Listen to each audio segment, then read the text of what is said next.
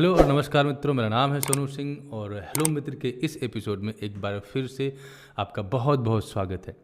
हाल ही में आपने देखा होगा कि संदीप माहेश्वरी और विवेक बिंद्रा के बीच में बहुत ही बुरी तरह से फाइट स्टार्ट हो गई है। दोनों लोग एक दूसरे के ऊपर ब्लेम कर रहे हैं और बेसिकली दोनों लोग अपनी जगह पर सही हैं, क्योंकि हर व्यक्ति सामने वाले को एक्सपोज कर रहा है कि वो किस तरह से लोगों को बेवकूफ़ बना के पैसे लेता है। और ये दोनों लोग मोटिवेट करने के बिजनेस में थे। एक बार की घटना है कि मैं किसी सार्वजनिक जगह पे मौजूद था और किसी ने मुझे इंट्रोड्यूस करा दिया कि मैं एक मोटिवेशनल स्पीकर हूँ। और जब मैं वहाँ पे पहुँचा सामने ऑडियंस को एड्रेस करने के लिए, और जब मैंने उनके रिएक्शन को रीड करने की कोशिश की तो मुझे लगा कि मुझे उनको मोटिवेट करने से ज़्यादा खुद की पहले इज्जत बचानी पड़ेगी, क्योंकि जिस तरह से मोटिवेशनल स्पीकर्स की संख्या बढ़ रही है और जिस तरह से खुद मोटिवेशनल स्पीकर्स डीमोटिवेटिंग काम करना शुरू कर दे रहे हैं, ऐसे लग रहा है कि ये कोई बुरा प्रोफेशन है। अगर आप दूसरे कंट्रीज़ में जाएंगे तो वहाँ पर बिल्कुल एक कोचिंग प्रोग्राम चलता है, ट्रेनर होते हैं और मोटिवेशनल स्पीकर भी होते हैं, लेकिन उनका अपना एक तरीका होता है। और मोटिवेशन क्या है? मोटिवेशन का मतलब ये बिल्कुल भी नहीं कि आप अंधे होकर किसी एक व्यक्ति को सिर्फ उसके पॉपुलैरिटी के आधार पर फॉलो करना शुरू कर दें। ये बहुत ज़रूरी है समझना कि सामने वाला व्यक्ति जो आपको मोटिवेट कर रहा है या जो आपको कुछ चीज़ें कैटर करने की कोशिश कर रहा है, उस फील्ड में वो स्किल्ड है कि नहीं। कई बार ऐसा होता है कि कुछ लोग हमें फॉरेन अफेयर्स की जानकारी देते हैं और उनका नॉलेज फॉरेन अफेयर्स में ज़ीरो है। वो गूगल से चीज़ें इकट्ठा करते हैं और बहुत बढ़िया विजुअल फॉर्म में उसको क्रिएट करते हैं और आपके सामने वो प्रेजेंट कर देते हैं। ऐसे बहुत सारे यूट्यूबर हैं, नाम लेना ठीक नहीं रहेगा, जो कि फॉरेन अफेयर्स से लेके इकोनॉमी, पॉलिटिक्स, जियो पॉलिटिक्स, हर चीज़ के ऊपर अपनी राय रखते हैं और बहुत ही खूबसूरत तरीके से राय रखते हैं।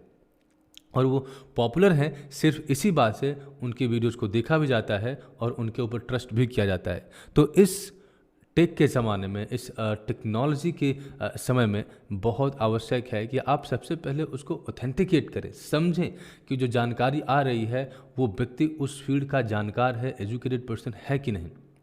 अगर हम मोटिवेशन की बात करें तो क्या होता है ये मोटिवेशन, और क्यों हम तुरंत मोटिवेटेड हो जाते हैं, उसके बाद हमारा मोटिवेशन ख़त्म होने लगता है। देखिए, सिंपल सा चीज़ है कि आपके पास एज ए ह्यूमन बीइंग आपके पास कुछ रिसोर्सेज हैं। उन रिसोर्सेज में सबसे पहले तो है आपकी एनर्जी, उसके बाद आपका टाइम और उसके बाद है आपका स्किल। अब एनर्जी, टाइम और स्किल, इन तीनों चीज़ों का परफेक्ट जो एक युग्म होता है या कॉम्बिनेशन होता है, वहाँ पे आप अपना सबसे बेहतर परफॉर्मेंस देते हैं। कहने का मतलब है कि इंग्लिश में एक वर्ड है ऑप्टिमम। जब इन तीनों चीज़ों को आप परफेक्ट तरीके से कंबाइन करते हैं तो आपका परफॉर्मेंस बेहतर होने लगता है। जब हम मोटिवेट होते हैं या किसी को मोटिवेट करते हैं तो उन्हें यही चीज़ बतानी होती है कि किस तरह से वो अपने स्किल, अपने एनर्जी और अपने टाइम को कंबाइन करके वो अपने जीवन में कुछ परिवर्तन ला सकते हैं।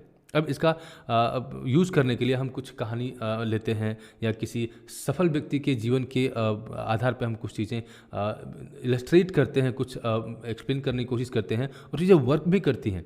लेकिन अगर ये किसी तरह का इमोशनल सेंटिमेंट अगर रेज करता है, अगर पब्लिक आपसे कांटेक्ट में आती है, तो इसका मतलब आपको जिम्मेदार होकर कुछ चीज़ें करनी चाहिए।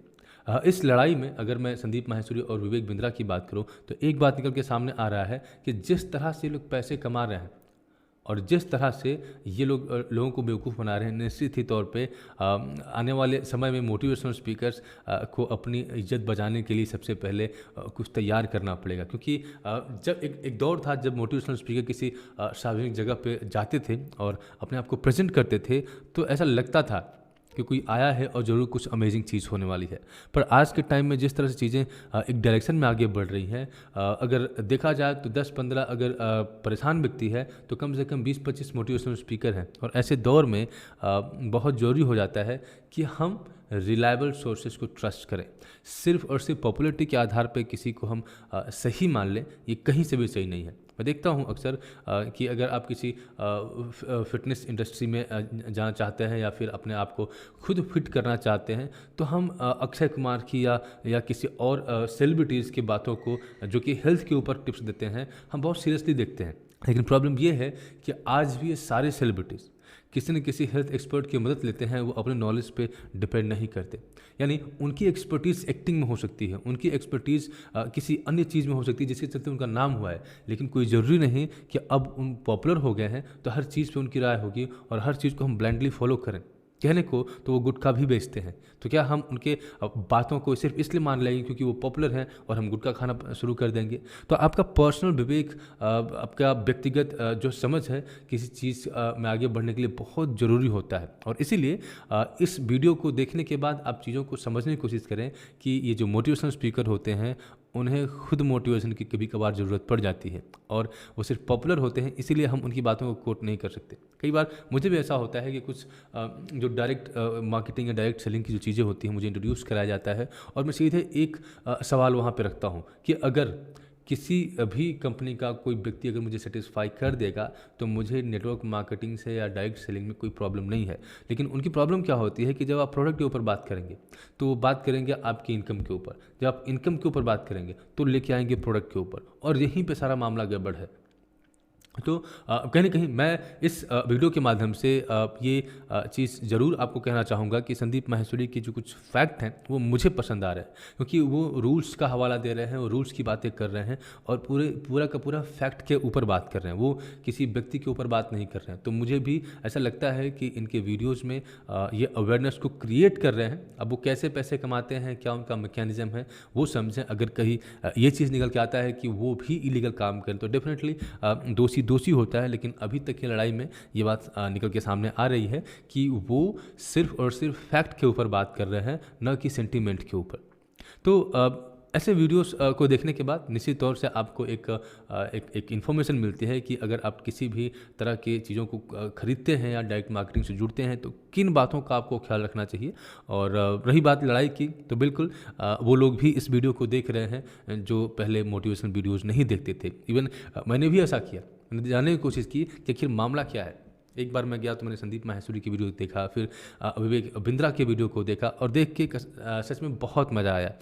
तो ये वीडियो जानकारी से ज़्यादा हमें एंटरटेन कर रही है, लेकिन बहुत सारी चीज़ें हमको पता भी चल रही हैं, क्योंकि कभी कभार क्या होता है कि हम एज ए कस्टमर या एज ए पर्सन इतने ज़्यादा अवेयर नहीं होते, लेकिन जब इस तरह की फ़ाइट होती है तो उसमें आम आदमी को बहुत फ़ायदा होता है, क्योंकि उनको डीप नॉलेज होती है और उनको पता चल जाता है कि किन चीज़ों से उनको सावधान रहना चाहिए या किसी चीज़ को परचेस करते समय किसी एक संस्था से जुड़ने के लिए किन किन बातों का ख्याल रखना बहुत ज़रूरी होता है। तो आई होप कि वीडियो आपको पसंद आएगा, और अगर ये वीडियो पसंद आया तो चैनल को सब्सक्राइब करें और अपने दोस्तों के साथ साझा जरूर करें। इस वीडियो में बने रहने के लिए आपका बहुत बहुत धन्यवाद। मिलते हैं आपसे अगले एपिसोड में, तब तक के लिए आपका दिन शुभ हो।